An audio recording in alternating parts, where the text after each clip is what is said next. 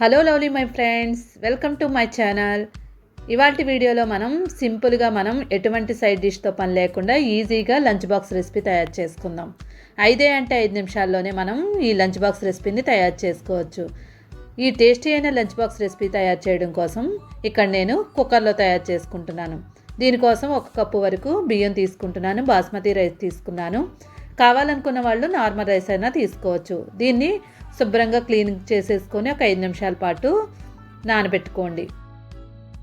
వేరొక బౌల్ తీసుకొని దానిలో 1 నిమ్మకాయ సైజ్ అంతా చింతపండు తీసుకొని నానబెట్టుకోండి. దీన్ని కూడా మీద ఒక ప్యాన్ పెట్టుకొని ప్యాన్ హీట్ అయిన తర్వాత 1 స్పూన్ వరకు శనగపప్పు, 1 స్పూన్ వరకు మినపప్పు తీసుకోండి. ఇప్పుడు ఈ శనగపప్పు మినపప్పుని 1 నిమిషం పాటు వేగనివ్వండి. ఇవి కొంచెం వేడైన తర్వాత దీనిలో 1 టేబుల్ స్పూన్ ధనియాలు, 1 స్పూన్ వరకు జీలకర్ర వేసుకోండి.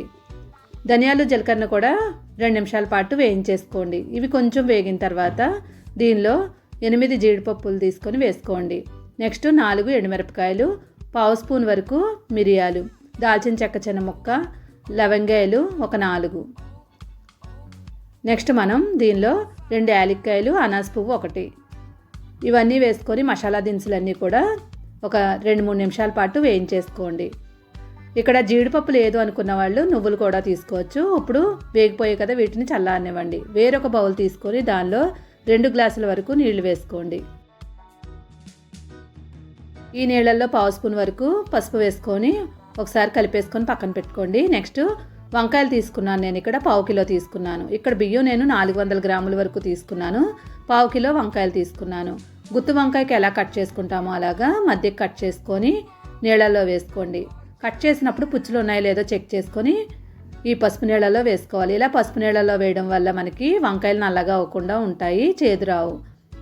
నెక్స్ట్ మనం ఒక కుక్కర్ తీసుకొని దానిలో 2 టేబుల్ స్పూన్ల వరకు నెయ్యి వేసుకోవాలి. నెక్స్ట్ 2 టేబుల్ స్పూన్లు నూనె వేసుకోండి. నెయ్యి లేదనుకునే వాళ్ళు మొత్తం నూనె తీసుకోవచ్చు. నెక్స్ట్ షజీరా 1 స్పూన్ వరకు తీసుకోండి. బిర్యానీ ఆకులు 2, మరాఠీ మొగ్గలు 2. ఇప్పుడు ఈ మసాలా దినుసులన్నీ కూడా ఒకసారి బాగా కలిపేసుకోండి. ఇలా కలిపిన తర్వాత ఒక పెద్ద సైజు ఉల్లిపాయను తీసుకొని సన్నగా పొడవుగా కట్ చేసుకొని వేసుకోండి. నెక్స్ట్ 2 పచ్చిమిరపకాయలు తీసుకొని సన్నగా పొడవుగా కట్ చేసుకొని వేసుకోవాలి. ఇప్పుడు ఈ ఉల్లిపాయల్ని మనం బ్రౌన్ కలర్ వచ్చే వరకు వేయించేసుకోవాలి. ఉల్లిపాయలు వేగిపోయాయి కదా, ఇప్పుడు దీనిలో ఒక పెద్ద సైజు టమాటాను తీసుకొని సన్నగా పొడవుగా కట్ చేసుకొని వేసుకోండి. ఒకవేళ చిన్న సైజు తీసుకున్నట్లయితే 2 తీసుకోండి. ఇప్పుడు టమాటాలు వేసిన తర్వాత వంకాయలని పసుపులో వేసుకున్నాం కదా, నీళ్ళన్నీ గట్టిగా పిండేసుకొని వంకాయలన్నీ వేసేసుకోండి. నెక్స్ట్ దీనిలో మనం 1/2 స్పూన్ వరకు పసుపు వేసుకోవాలి. నెక్స్ట్ ఈ టమాటాలకి వంకాయలకి సరిపడినట్లుగా సాల్ట్ వేసుకోవాలి. మరీ ఎక్కువ కాకుండా ఓన్లీ మనం ఈ టమాటాలు వంకాయలకు సరిపడినట్లుగా మాత్రమే వేసుకోండి. ఇప్పుడు ఈ వంకాయల్లో మనం పసుపు ఉప్పు వేయడం వల్ల వంకాయలు చేదు రాకుండా చక్కగా ఉడికిపోతాయి. మూత పెట్టి 2 నిమిషాల పాటు వంకాయలు మెత్తబడే వరకు మూత పెట్టి 2 నిమిషాలు ఉడికించుకోండి. మరీ ఎక్కువసేపు ఉడికించినట్లయితే మరీ మెత్తగా అయిపోతాయి. ఒక 2 నిమిషాలు ఉడికిస్తే సరిపోద్ది. ఇప్పుడు మొత్తం అంతా మూత తీసుకొని ఒకసారి బాగా కలిపేసుకోండి. ఆల్రెడీ మనం మసాలా దినుసులన్నీ కూడా వేయించేసుకున్నాం కదా, ఈ మసాలా దినుసుల్ని మిక్సీలో వేసుకొని మిక్సీ చేసుకొని పౌడర్లా చేసుకోవాలి.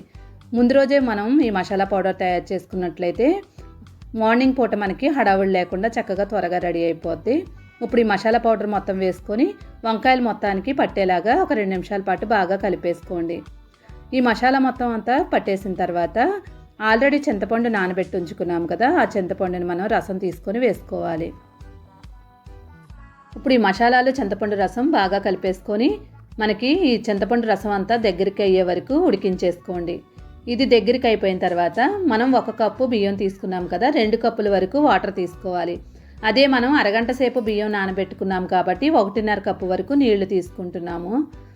నీళ్ళన్నీ వేసేసుకొని ఒకసారి బాగా కలిపేసుకోండి. ఇలా మొత్తం అంతా కలుపుకున్న తర్వాత ఇప్పుడు రుచికి తగినట్లుగా సాల్ట్ వేసుకోవాలి. సాల్ట్ వేసిన తర్వాత సాల్ట్ సరిపోయిందో లేదో మాత్రం చెక్ చేసుకోండి. చెక్ చేసుకొని అప్పుడు మనం దీనిలో రైస్ వేసుకోవాలి. ఒకవేళ సరిపోలేదు అనుకున్న వాళ్ళు ఉంటే కొంచెం యాడ్ చేసుకోండి. ఇప్పుడు మొత్తం అంతా కలిపేసుకొని బియ్యాన్ని మనం నానబెట్టి ఉంచుకున్నాం కదా, బియ్యాన్ని వేసుకోవాలి. మళ్ళీ ఒకసారి బాగా కలిపేసుకోండి.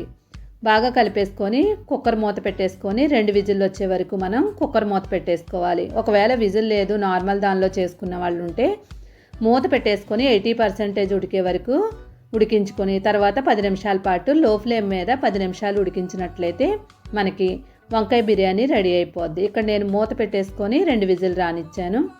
2 విజిల్లు వచ్చిన తర్వాత కుక్కర్ చల్లారనివ్వండి. చల్లారిన తర్వాత మూత తీసి చూద్దాం. కుక్కర్ మూత తీసేగానే మనకి గుమగుమలాడి వంకాయ బిర్యానీ రెడీ అయిపోయింది.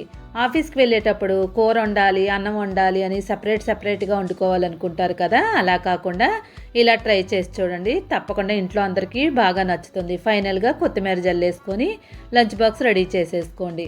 వీడియో నచ్చిందంటే తప్పకుండా లైక్ చేసి ఛానల్ని సపోర్ట్ చేయండి. Thank you.